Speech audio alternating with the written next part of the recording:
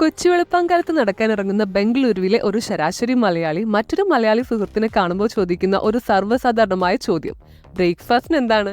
ഒരാളുടെ അടുത്ത് ഉപ്പുമാവും മറ്റേടത്ത് ബ്രെഡ് ടോസ്റ്റും ഒക്കെ ആണെന്ന് കേൾക്കുമ്പോൾ അങ്ങ് പരസ്പരം ആശിച്ചിരിക്കുമ്പോൾ ആയിരിക്കും മൂന്നാമത് കയറി വന്ന ആൾ വീട്ടിൽ ചെന്നിട്ട് കഴിക്കാനുള്ള പൊറാട്ടയുടെ മീൻകറിയുടെ ഒക്കെ കഥ പറയുന്നത്. അത് കേൾക്കുമ്പോൾ തൊട്ട് സ്വന്തം ജീവിതം വളരെ ശോകമാണെന്ന് തോന്നുകയും അതിന്റെ ഭാഗമായിട്ട് ഗൂഗിളിൽ കയറി തപ്പി രാവിലെ തന്നെ നല്ല അടിച്ച പൊറാട്ടയും മുരിഞ്ഞ ബീഫ് ഫ്രൈയും കിട്ടുന്ന സ്പോട്ട് ഏതാണെന്ന് കണ്ടുപിടിക്കുകയും ചെയ്യുന്നു. അങ്ങനെ ഞങ്ങൾ എത്തിച്ചേർന്ന സ്ഥലമായിരുന്നു ഇലക്ട്രോണിസിറ്റി ഫേസ് 1 ഉരുളി റെസ്റ്റോറൻറ്റ്. ആദ്യമേ വിളിച്ചു പറഞ്ഞതുകൊണ്ട് അധികം വെയിറ്റിംഗ് ടൈം ഒന്നുമില്ലാതെ സാധനം മുന്നിൽ കിട്ടി. ബീഫ് ഫ്രൈയുടെ മുകളിൽ ആ കറിവേപ്പിലയും തേങ്ങാക്കൊത്തൊക്കെ അങ്ങ് വാരി വെതറി ഇട്ടത് കണ്ടപ്പോൾ തന്നെയില്ലേ മനസ്സങ്ങ് കുളിർത്തു കിട്ടോ. പൊറോട്ട നല്ലോണം മൊരിഞ്ഞു പോയതുകൊണ്ട് ചൂടാറുമ്പോഴത്തേക്കും കട്ടയായി പോകുന്നുണ്ടായിരുന്നു. അതുകൊണ്ട് പിന്നെ അധികം ചൂടാറാനൊന്നും സമയം കൊടുക്കാതെ നമ്മളങ്ങ് പരിപാടി തുടങ്ങി.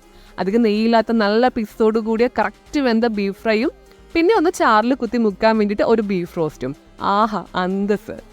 അവിടെ ബ്രേക്ക്ഫാസ്റ്റിന് അപ്പവും മുട്ട റോസ്റ്റും ഇടിയപ്പം ഒക്കെ ഉണ്ടെന്ന് ചേട്ടൻ ഇങ്ങനെ പറഞ്ഞിട്ടുണ്ടായിരുന്നു കേട്ടോ. പക്ഷെ നമ്മൾ നമ്മുടെ ടാർഗറ്റിൽ മാത്രമാണ് കോൺസെൻട്രേറ്റ് ചെയ്തത്.